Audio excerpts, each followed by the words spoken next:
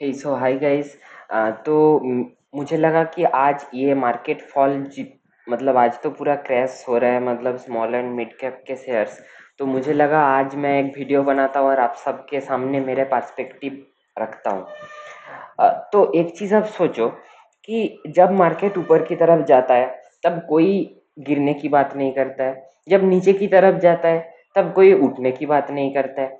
हमें आर्बिट्राज कहाँ मिलेगा? जब उठेगा तब हम लोग नहीं खरीदेंगे, जब गिरेगा तब हम लोग नहीं बेचेंगे।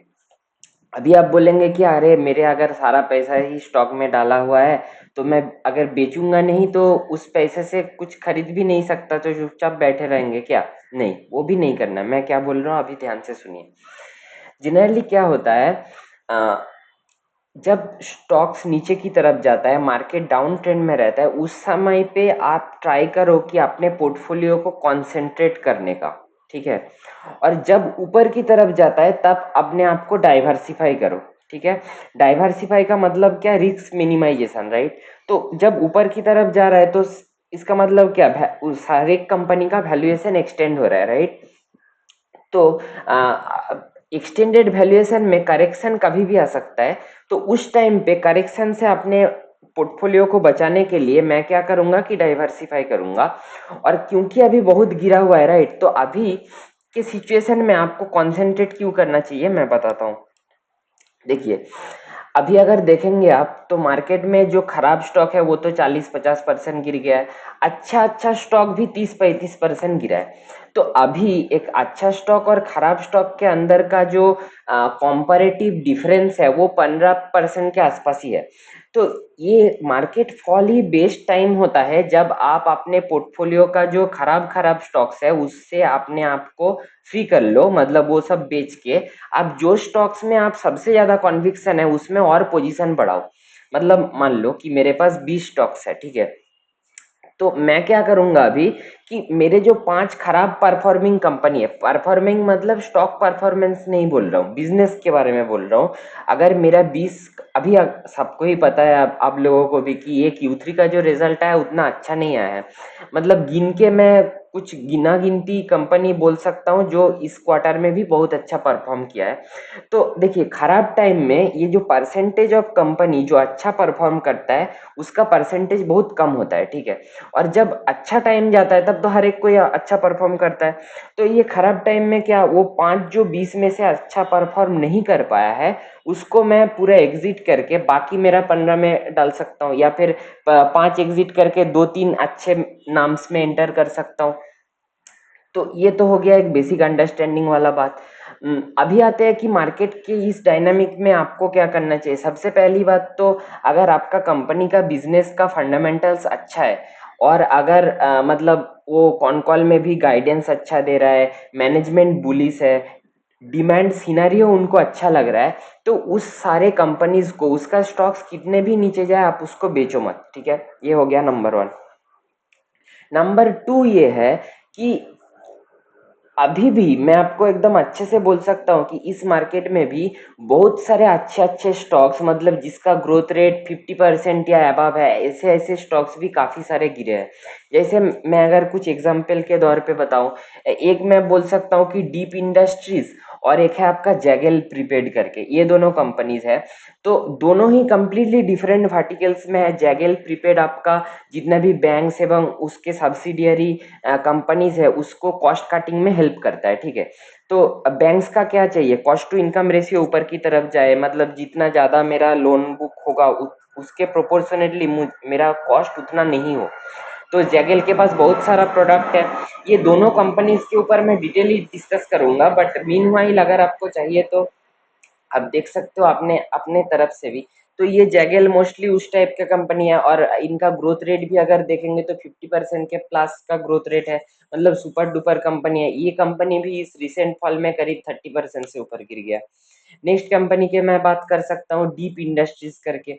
ये लोग आपका ऑयल एंड गैस कंपनीज का जो मतलब सब्सिडियरीज होता है और मतलब सर्विसेज जो प्रोवाइड करते हैं उनका जो प्रोडक्शन है उसको एनहांस करता है। और भी दूसरे दूसरे ऑन अभी तो ये लोग ऑनशोर ऑफशोर दोनों में आ गया है। मतलब पहले सिर्फ ये ऑनशोर में था, मतलब जो जमीन पे जहाँ जहाँ पे ऑयल रिग्स है वहाँ पे आपको ये लोग मतलब हेल्प करेगा एक्सट्रैक्शन में। अगर आपका इक्विपमेंट पुराना हो गया है तो आपका एक्सट्रैक्शन का एफिशिएंसी भी उतना नहीं रहेगा, राइट। तो वो सब में ये हेल्प करता है। रिसेंटली इनका भी मतलब काफ़ी स्ट्रॉन्ग गाइडेंस है। ग्रोथ रेट भी शायद सेल्स ग्रोथ 47% है। बाकी तो मतलब हर एक चीज़ पे अच्छा है। गाइडेंस भी दोनों कंपनीज का गाइडेंस अच्छा है। 30% प्लस का गाइडेंस है। बट ये कंपनी भी मतलब ऊपर से नीचे काफ़ी फॉल हुआ है। और अगर आप देखोगे कि ये डीप इंडस्ट्रीज का अगर मैं बात करूँ तो मतलब यूएस में जो नया गवर्नमेंट आया है वो लोग मतलब ऑयल एंड गैस सेक्टर को लेके जो पुराने गवर्नमेंट उसको रेस्ट्रिक्ट करना चाहता था। तो ट्रम्प का जैसे एक बहुत ही ये वायरल हुआ था कि ड्रिल बेबी ड्रिल, तो मतलब पॉलिसी डिसीजन फेवरेबल है। आपका इंडिया का कॉन्टेक्स्ट में भी बताऊं तो रिसेंट रशिया यूक्रेन वॉर में जो सैंक्शंस के चलते इंडिया को पता चल गया है कि मतलब खुद खुद अपने आप में एक एनर्जी मतलब सफिशिएंट होना कितना ज्यादा आज के दिन में जरूरी है। तो इंडिया में भी पॉलिसी आ रहा है फेवरेबल में, ताकि इंडिया में भी जितना भी पेट्रोलियम रिजर्व है उसको हम लोग सबसे ऑप्टिमम तरीके से कर सके। तो ऑल इन ऑल ये कंपनी में भी कोई प्रॉब्लम नहीं है। तो ये भी काफी गिरा हुआ है। तो ऐसे मैं आपको बहुत सारे नाम बता सकता हूँ, बट अभी के लिए मैं बस आपको क्या बोलना चाहता हूँ वो आप समझे। तो आ, मैं आपको बोलूंगा कि आप रिसर्च करते रहो, अच्छे अच्छे कंपनीज ढूंढते रहो। इस फॉल में अगर आपके कंपनी 40% गिरा है और एक अच्छा कंपनी 30% गिरा है तो 40% वो लॉस बुक करके आप ये 30% वाले में जा सकते हो, समझ रहे हो।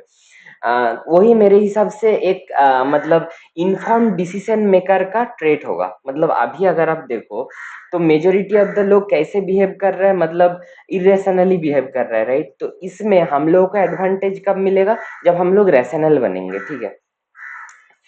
तो यही था मोस्टली आज का वीडियो। मुझे लगा कि आप लोगों को मैं थोड़ा, मेरा जो सब्सक्राइबर्स है उनको मैं थोड़ा समझाऊं कि इतना भी घबराने वाला कुछ बात नहीं है। आप देखना आज से 6 महीने बाद आप भूल जाएंगे कि आज कौन सा स्टॉक्स कितना गिरा था, ठीक है। तो यही था। बाकी तो और एक चीज जो मुझे लगता है कि स्टॉक मार्केट में अगर आपको सक्सेस पाना है ना, तो आपको ये फियर ऑफ लूजिंग से अपने आप को मुक्ति दिलाना है, ठीक है।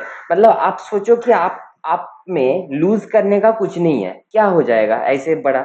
मतलब आपके जितने भी रुपए का पोर्टफोलियो है, आज हमारे इंडिया में ऐसे बहुत लोग होंगे जिनका पोर्टफोलियो साइज 100 करोड़, 200 करोड़, 300 करोड़ है।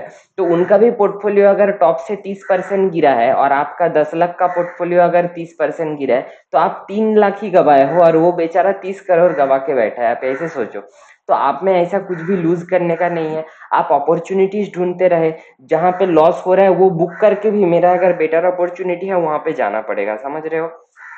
तो यही था। बाकी तो आप मेरा वीडियोस देखते रहना और मेरे चैनल को सपोर्ट करते रहना। Thank you.